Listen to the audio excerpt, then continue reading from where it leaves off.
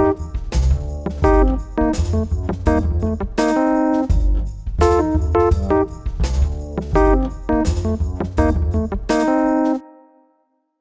we're here to talk about, in the program it says, what problem are you solving? And this is, we think about this is where a business starts. In my work as an investor and in guiding the Oregon Angel Fund, we try to put investors together with businesses so that the businesses can be funded and grow. And our work really consists of figuring out which businesses we're going to put the limited amount of money we have to work in. And actually, we believe there's plenty of money out there. It's really a problem of not having enough good businesses. A lot of money gets invested in poor businesses, and that's why businesses that get funded don't always succeed. It's not because they didn't have money, it's because they weren't great businesses. So what's the first thing that we look for when we look at what's a great business? Well, certainly we're looking for a market and a solution, but we're really looking mostly at who we're going to invest in. And the team of people, and I'm really glad for the way Liz described that, who support each other and won't let each other fail, and who have something special to offer for that particular market and solution. Why are they the right people to solve that particular problem?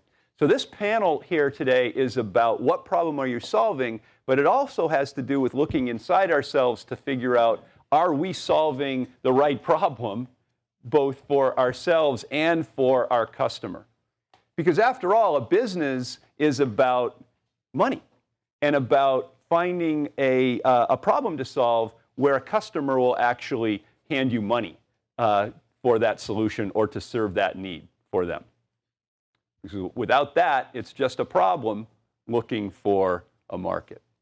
So those are kind of the parameters of what we want to talk about. And since we already had the introductions, we don't need to do that. So I can ask each of you, though, to give a very brief business bio. We got sort of the formal thing, but take it more from the point of view of problems that you have solved and what problem you're currently working on solving, real briefly, because we're going to get into a little bit deeper. So I actually work with a whole variety of companies. I used to own a freight and logistics company, so I had my own problems to solve. But I find that I spend my time coming in to help businesses figure out what problem they want to solve, and it often is the case that it is not the one that they think they're solving. It's not the one they wanted to solve. It's a number of layers deeper. And so my job, just as I like to, my favorite expression is that it's hard to read the label when you're stuck inside the bottle, is to be that outside person who helps sort of just give a counterpoint. Is that really a problem? Do I have that problem? And is it really the problem that you want to solve, or is it the one you think that you should be solving? And is it close to what really has meaning for you, is going to make you get out of bed in the morning? And how do you find the intersection of what has real meaning for you and what the market really gives a damn about? I'll talk a little bit more specifically about Visify because we're actually just a little over a year, I guess approaching 18 months old. So we've been intrigued by the transition of identity and first encounters from offline to on. So the way that we find out about people today is to look them up, and people are getting hired, they're winning new business, they're finding dates through these encounters that are taking place online. And one of the things that we are fascinated by is that all of this information that had been siloed is beginning to sort of leak. And so a lot of Visify's proposition is to say, how can we help people who have an online identity and reputation, whether they know it or not, manage that, do a better job of projecting what's important to them, and portray really their best foot forward or make a great first impression, rather than have that impression be guided or driven by what LinkedIn wants you to show or something like that. Well, BizNIC is a business networking community for micro businesses, solopreneurs, companies of one, and we were founded in 2005. And personally, I'm a serial entrepreneur. I'm somebody who has never had a day job. I've always worked for myself and found a way to make a living and push my ideas forward. And so Biznik came along in 2005. It was solving my problem or solving my need. And my husband and I sat down at the kitchen counter and said, why does business networking suck so much? Why are these chamber events so boring? Why aren't there any online websites where people can get together and start networking and meeting each other? And where's all the cool people who are doing really creative, interesting stuff? Where are they meeting? So Biznik actually came out of a problem that I was trying to solve for myself, and it changed my photo business until I stopped doing my photo business and just started doing Biznik full time, and that was in about the end of year one, and here we are 7 years later, and we're still focusing on solving that problem. Cool. So to get at this a little bit deeper, I thought we'd explore like 3 different angles on this, and one of them is the notion of solving a technical problem where there might not be actually a business need or a business to be built around that technical problem. Anybody ever work at a company that did that? So 1 or 2 of you have been through that unfortunate experience where you knew you solved that problem brilliantly, but the marketing and salespeople just couldn't sell it. Well, what's really at play here? And I'm going to ask Todd to start with this as a technical person here. I think most of us who are engineers are prone to this, finding elegant solutions and not necessarily being schooled in the ways of business and having the right team around us to say, nope, we got to go find the customer. So. Well, I have to confess I'm not actually that technical. I'm just a product manager. So, but I will tell a story because I've worked for a number of startups. One of the first ones that I worked for, which failed, which was a really instructive learning experience for me, was a group of PhD computer science professors out of Carnegie Mellon. And they were working on a new kind of operating system. And this was back in the first generation of mobile phones. And so they wanted to create a new kind of operating system that would allow you to essentially share resources, some on the network, some on the client device, depending on what made more sense. And it was beautiful technology, but it didn't have any practical applications. So this was the go-go first dot-com boom days, so they raised a lot of money. And in fact, the company ended up failing because it had this really elegant technology that no one wanted. And so that was a really instructive lesson for me that you've got to get out there and actually talk to people about what problems they're trying to solve, and that there's no substitute for actually talking to people and asking for money, or at least asking for a willingness to pay when you're trying to validate your business. There's a lesson, another buried lesson in there, which is they raised a lot of money, which means that people like me, investors, handed them a lot of money because they had an elegant solution. And even the investors didn't think carefully about the holistically about that business and figure out whether they had a business model that will work. And I got to tell you, when we're looking in the Oregon Angel Fund at businesses, we're spending a lot of time thinking about business models and channels and whether the people in the business understand the customer, not just the technology. Well, I think it's also important to remember that, yes, you need to be product testing and asking your customers and getting them using it, but you also have to be agile and you have to be flexible and you have to recognize that you may have developed the most perfect technological solution and a bunch of people want it, and then somebody swoops in underneath you and changes the whole landscape. And now you need to scramble and figure out something else that you're going to solve, another problem you're going to solve, another technology, and your users are going to change, the landscape's going to change, your competitors are going to change, the business model is going to change. I mean, then you get to a place where you're actually pivoting. And when you're pivoting, you're changing everything.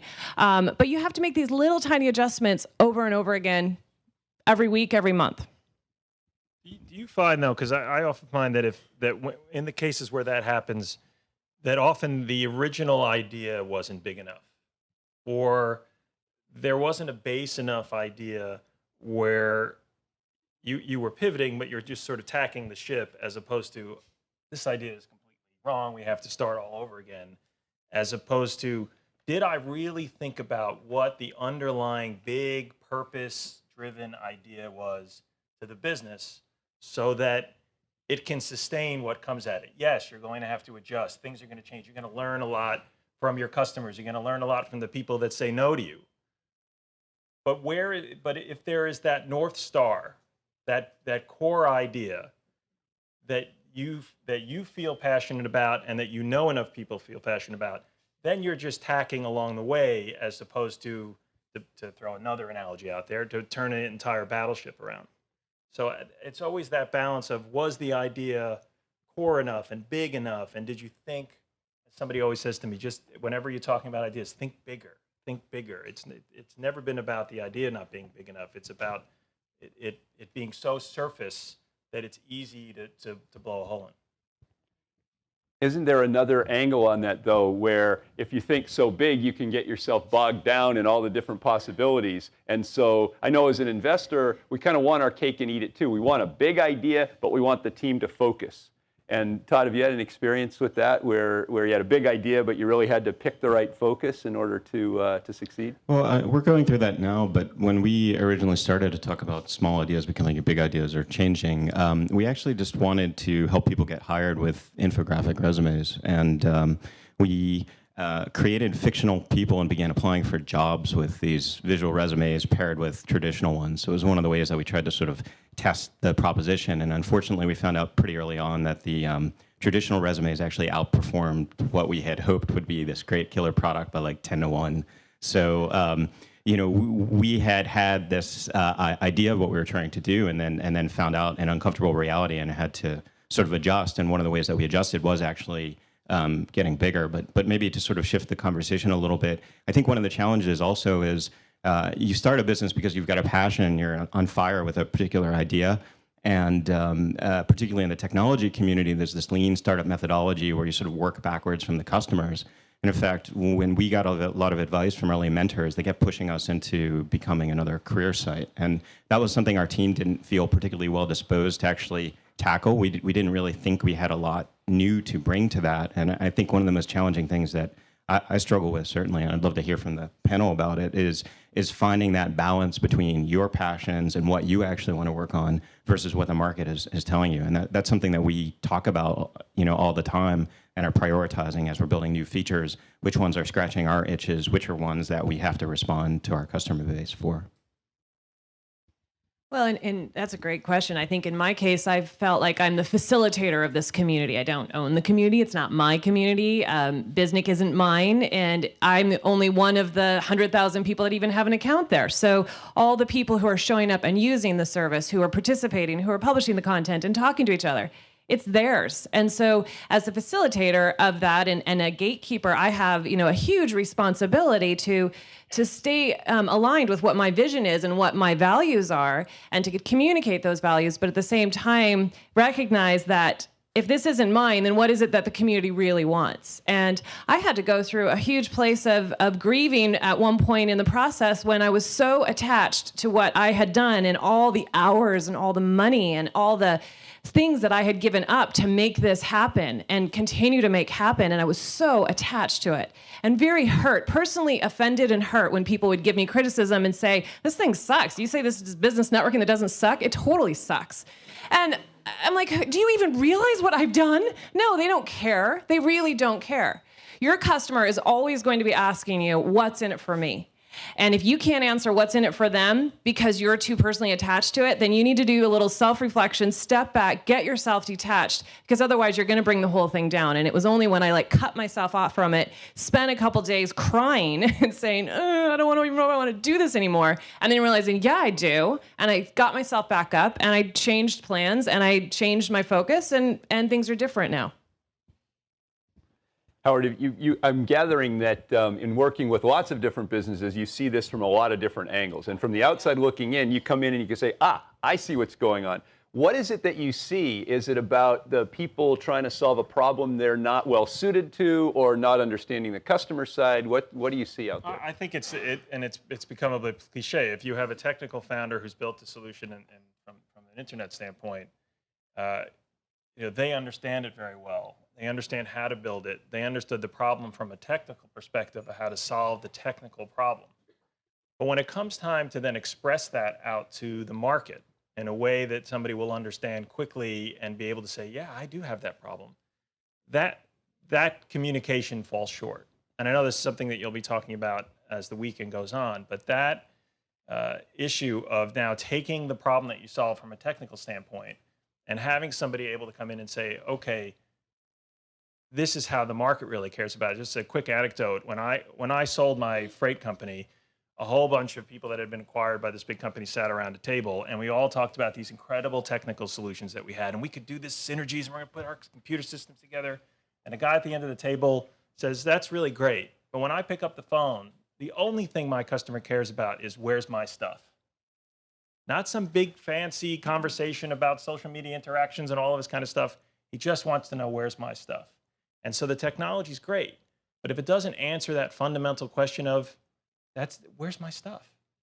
Whoever comes up with the way to explain, we know how to make it easy for you to find your stuff, that's where the connection, where the technology then intersects with what the people care about. So what if you have this great idea and you realize, I'm not really the one to solve this, but darn, that looks like a great opportunity. What then? I stumped the panel. We got nothing. Well, it seems to me that you got a couple of choices, right? And maybe one of you have been through this, which is either you find a partner who is the expert in that area, and then together you build that out because what you bring is the notion of building a business, and they are the technical expert, or you bite the bullet and solve a different problem. Okay, well, I have then one thing to say on this is don't be afraid to talk about it. Ideas are cheap. It's execution that matters. And so I can't tell you how many times I'm talking to somebody and they're like, I've got this idea, but could we keep it under wraps? And could we go over here in the corner? And I'm like, if I did execute on that idea, do you realize how much would be involved in actually getting your idea out there? It's your idea. Go for it. Let's actually talk about it. So look for partners, like you said, write about it, blog about it, start reading about it, talk to everybody you can about it and see if they even think it's a good idea. And and don't be afraid to share. And I think to tack on what you said, I think we all, if you have an entrepreneurial mindset, you're coming up with ideas all the time. You're seeing things that are bothering you, and sometimes you just say, you know what, that is a problem. I wish it was solved. I'm not the person to solve it. That's not how I want to spend my time solving it. Doesn't make it that the idea was bad or the problem was bad, but you're just not the person to solve it. And part of being an entrepreneur and having this bit of a shiny object problem is recognizing it and then being able to say, how do I create a filter for myself? How do I figure out which things are going to be a hobby or things I'll write about in my journal, I'll rant about on my blog, but it's not where I'm going to invest all of my time and energy to build a business around. There's another angle on that, which is sometimes we build businesses around our passion, and sometimes we should avoid that because it'll just make it a job. And so we might have a hobby that we love and a business where we're really good at it, and they're different. Have you seen anybody try to turn their hobby into a business and fail at that? I think people take their passion and figure that I should be doing this, and that doesn't make it true. I think you have to, part of this whole journey is to figure out, I always say, don't lie about who you are. What do I do great? I say, don't lie about who you are, find the awesome in what you do, and then be relentless building momentum around it. And it's those steps, and that first one is really important. I may be passionate about it, but can I build a business around it? We've talked a lot about inside, who we are and our passion. Let's talk about the customer side a bit. And the question is, most of us don't grow up and go to school and everything. We go to school to solve technical things, to draw things, to figure out technical solutions. Now, maybe Todd is different because he's from the business side, product manager. How do you go about finding in gory detail what the customer really wants? There's no substitute for talking to them. And then one of the things that I've found fascinating, just having done this for a while, is to actually bring a level of distrust to those conversations. You want to hear what people say, but it's very easy because they want to please to say, oh, I'll pay for this. And so it's quite a different thing to actually ask them to pull out their wallet and pay for it. And one of the other really interesting lessons in product management is people can react very effectively to things. So if you put something in front of them, they'll say, the food doesn't taste good. But if you describe it to them, they're actually quite bad at projecting forward. And so one of the other things that I've found is sometimes the best way to find out is to try and build a lightweight prototype. Again, that's why we were testing resumes. There's no substitute for getting far enough to make this thing in your head real enough that people can actually react to it rather than describing it to them. And that's one of the other reasons I think ideas are cheap, because the devil is in the details, and to really get that genuine response, it's really helpful to try doing the work, try putting something in front of people, and then seeing how they react.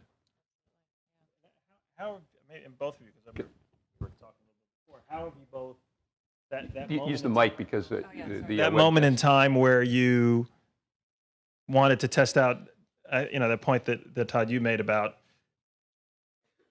it's one thing to say, yeah, sure, I pay for that. It's another thing to say, I paid for that. How do you test out that it's not people just saying, yeah, I'll pay for that? And you mentioned you're taking, you've changed the model a bit so that you've figured out and measured how many people actually write a check or take their credit card out. And how does that happen that you can test it, or is it a bit of a leap of faith? I suppose if you have the resource to do a bunch of A/B testing, which is you create an A version and you create a B version and then you map it and you track it, if you have the resources to do that and to actually follow and do all that analysis, and you have a team large enough to do all that for you, maybe you can actually do some testing. In Biznic's case, it's just been real world. We've just tried it.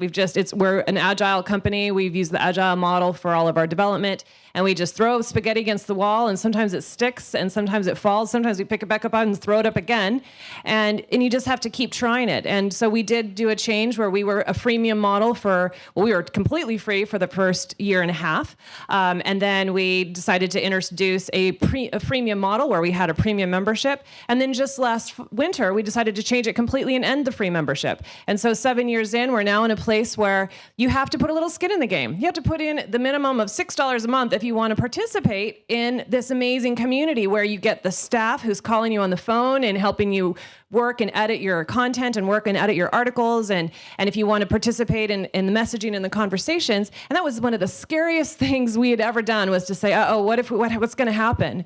Well, what happened was amazing. The community came back and thanked us for doing so. The quality of the content went right up there. The traffic started to go back up. The revenue started to go back up. Everything started to click and start moving in the right direction again. And I think it was because we had said, there's some value here, and if we really look at what the customer is willing to pay for something nominal, we will deliver on our promise and we will deliver the value that we see as well. Great. Is there a question or two from the audience that we might address? Go ahead. Hey, Roger Corp.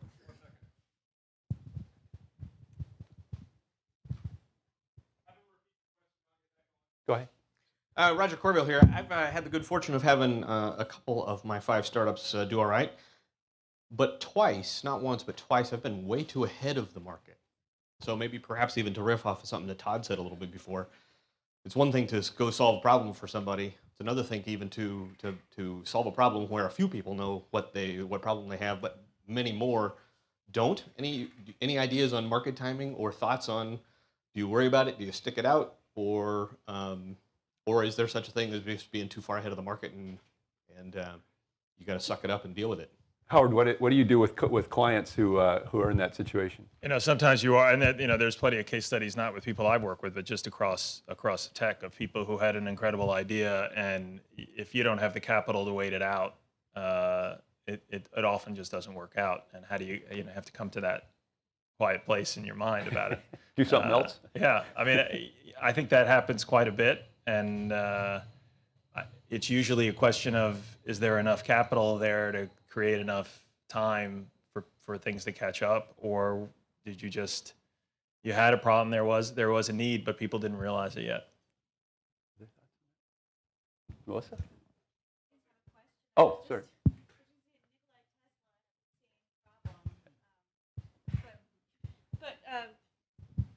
What a lot of people has found is if they have a product that is not, the market's not ready for it, is if you can position yourself and your company as experts in that, then when the product is ready and your audience is ready, that you can mash those together. So it's just a matter, if you know who your target market is, to become the expert in that and then go from there.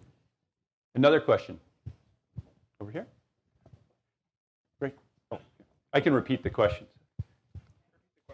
Yeah, go ahead.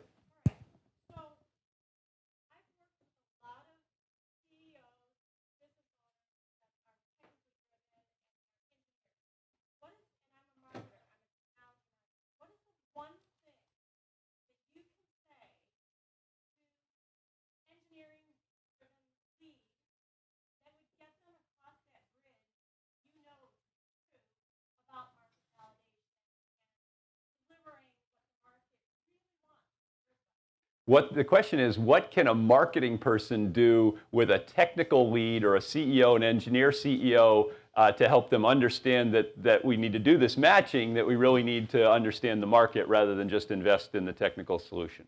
3 magic words. I have data.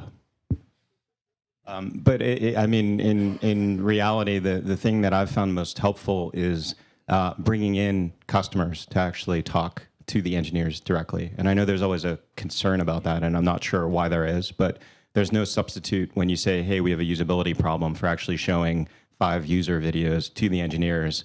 And they're like, why are people behaving this way? They're not acting like programs. And you're like, yes, that's the squishy real world. But in my experience, the best way to communicate with engineers is, again, when you give them actual proof points or data, they tend to listen in a way that they don't when you're just saying, oh, it's my opinion, or we got to do this. And they're like, oh, yeah, that's the business person ranting again about this or that, or whatever it might be.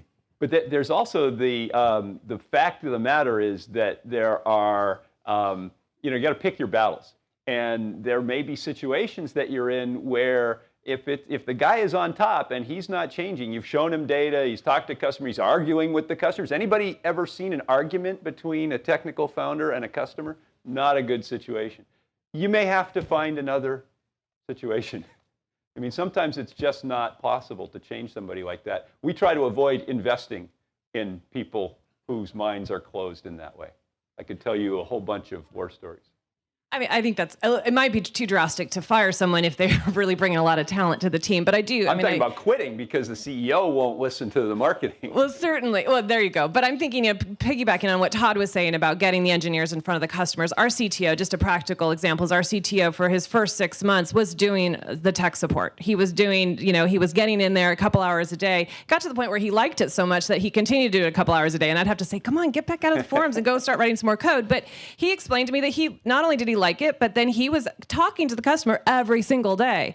And that really, it does come back to, it's not just the lead and the CEO with the vision saying this is where we're going and this is what the people want. It's the people talking to the technical person. They're humans. So I think we've just got a minute or so left. So if we could each say a couple of words to summarize what we think the message is here, a few words in summary. I was Mighty Mouse, great babe. And Wile E. Right. I think the key thing is to just be true to yourself, but be true to yourself in what your passion is, but also make sure that what you're doing resonates with the market, and do it by testing, by talking to people. There's no substitute from talking to your own staff, from sitting down across from customers and saying, what do you need? And seeing where that intersection is. Sometimes that intersection isn't there. You got to work at it more, but that intersection is important. Otherwise, you've got something you're passionate about and not something what people need. To put it in a different direction, I mean, you're going to be spending a lot of time working on it. So you've got to have that passion, but the passion's not enough. You've got to also have the opportunity to create a sustainable enterprise, and you should be looking for the both. But really, if the passion's not there, you're going to be working on this. You're up to year 7. We're 18 months in, and it feels like a decade already. You start a business because you want to build and grow something sustainable, and you end up putting way more time and way more attention and effort and emotion into it than an employee does who's just working. And so I guess for me, just still returning that touchstone, you've got to have a business, but if you get severed from that fundamental energy that got you started in the business, it can lead to problems.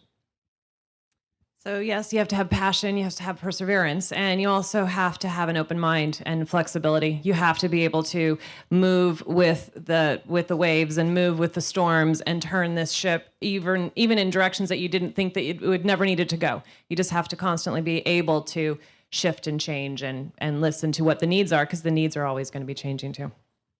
Well, thank you guys really very much. I think we got at the heart of the matter and the angles that I thought were important for this. Thank you.